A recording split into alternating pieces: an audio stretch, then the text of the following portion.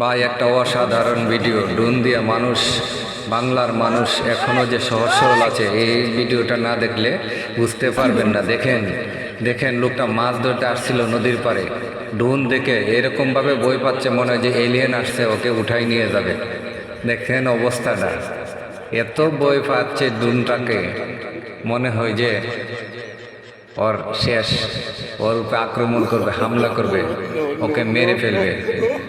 আসলে গ্রামের মানুষগুলা এতই সহজ সরল, তারা বুঝেই না ড্রোনটা কি।